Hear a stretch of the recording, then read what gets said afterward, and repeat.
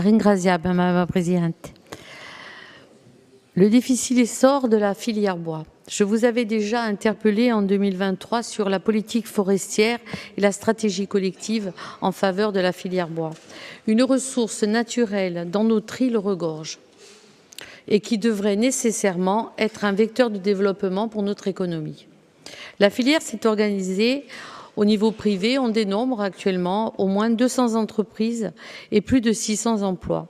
La construction bois représente environ 2% des parts du marché du bâtiment dans l'île, alors qu'elle avoisine 11% sur le continent. C'est bien peu, monsieur le conseiller.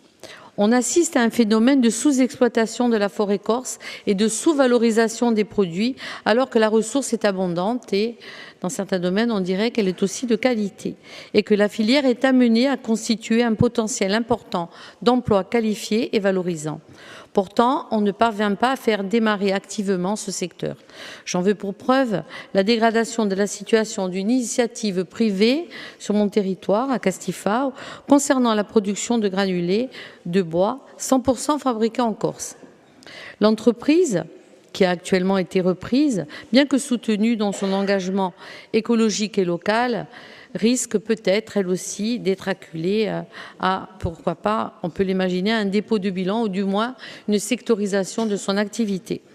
Par manque de matières premières à transformer, à savoir les déchets de bois résineux non valorisables.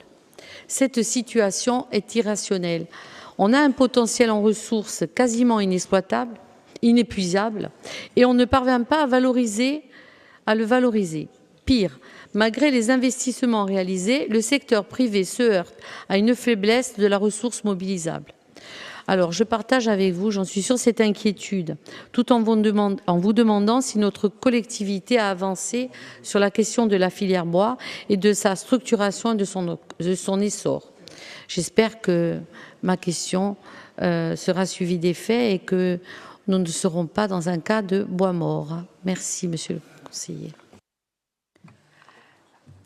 Ringrazia-bi Ojo Paolini, a Boy. Merci, Madame la conseillère, pour votre question. On peut partager une partie du constat, mais seulement une partie.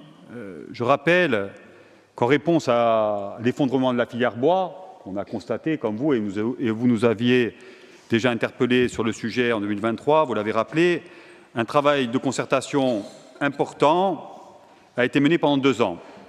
Ça s'est traduit par diverses actions, je le rappelle, l'organisation des assises de la forêt et du bois, qui a mobilisé la participation, bien sûr, de l'écosystème collectivité de Corse, ses agences, ses offices, les partenaires professionnels de la filière, ainsi que les élus, notamment ceux des communes forestières. Ce processus a conduit à l'approbation en décembre 2023, d'ailleurs, en fin d'année. L'Assemblée de Corse a arrêté le programme Forêt-Bois de Corse, qui ensuite a fait l'objet d'un arrêté par le ministre de l'Agriculture en juillet 2024. Donc un programme Forêt et Bois qui est aujourd'hui pleinement opérationnel, validé par le gouvernement. Je rappelle, ce programme va s'échelonner sur une durée de 5 ans. Il a commencé en 2024, il se terminera en 2029. Il est décliné en 5 objectifs et 26 actions. Je ne reviens pas sur les détails de ces 5 projets et de 26 actions, mais je peux d'ores et déjà vous dire qu'il produit des effets notables. Et je vais vous donner quelques chiffres qui en attestent.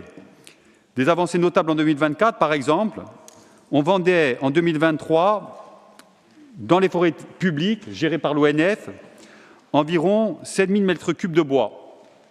Je vais vous donner les chiffres 2024. Plus de 24 000 m3 de bois.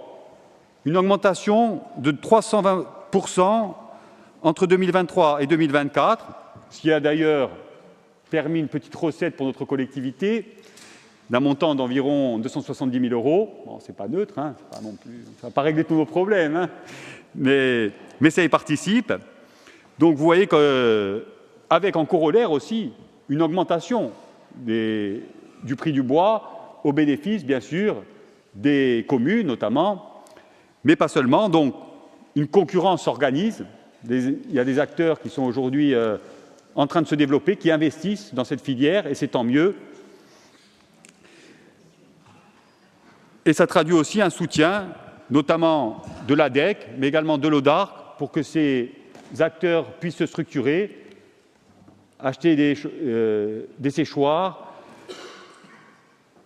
des scies, ou encore permettre des camions pour développer leur activité.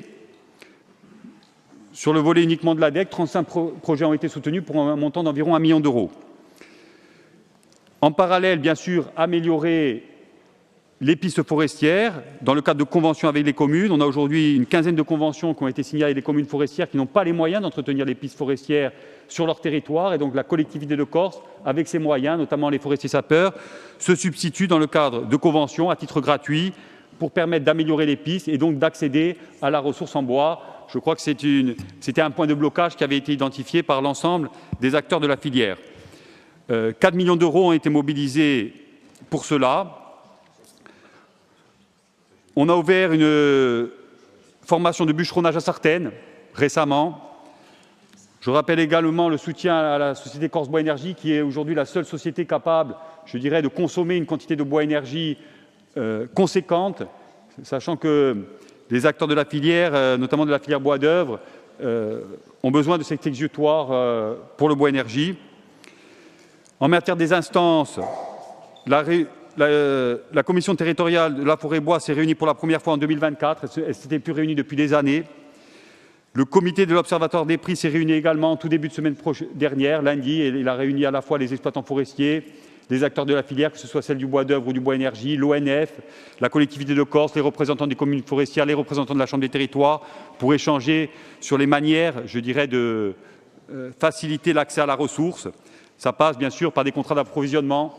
On lancera en 2025 une expérimentation nouvelle pour permettre une approche nouvelle sur les ventes de bois en favorisant le bois façonné bord de route, c'est-à-dire qu'on va lancer des marchés publics pour que des entreprises puissent répondre, couper les bois, les déposer en bord de route, et ensuite les acheteurs, que ce soit les acteurs du bois énergie ou les acteurs du bois d'œuvre, pourront acheter le bois directement en bord de route, ce qui nous permettra aussi d'avoir une meilleure visibilité sur le coût de l'exploitation, puisque souvent, beaucoup d'acteurs nous disent que c'est très difficile au vu des contraintes de la Corse pour exploiter le bois dans nos forêts.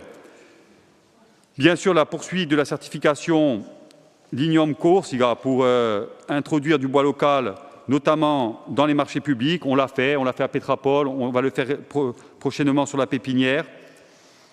Le financement des entreprises forestières, j'en ai parlé, avec la modernisation de leurs outils de production, scieries, séchoirs, notamment dans le cadre des actions portées par l'ODARC. Donc je terminerai en conclusion qu'il y a des entreprises aujourd'hui qui innovent dans cette filière, qui investissent fortement. Il y en a d'autres, malheureusement, qui connaissent des difficultés. Je crois que c'est fait partie de la vie des entreprises. Nous devons continuer à nous adapter l'offre à la demande, en bois d'œuvre, en bois d'énergie, promouvoir les circuits courts, bien sûr, soutenir les professionnels dans leurs défis techniques, économiques. Je crois que ce programme territorial pour la forêt et le bois de Corse a été à la fois ambitieux, il produit d'ores et déjà ses effets. Je vous donnerai rendez-vous l'année prochaine ou à une autre occasion. Je pense que vous ne manquerez pas de m'interroger. Et en tout cas, on espère fortement que cette filière bois de Corse s'inscrive dans une dynamique nouvelle de relance durable au service, bien sûr, de nos territoires et notamment, bien sûr, des communes forestières à Rigrazial.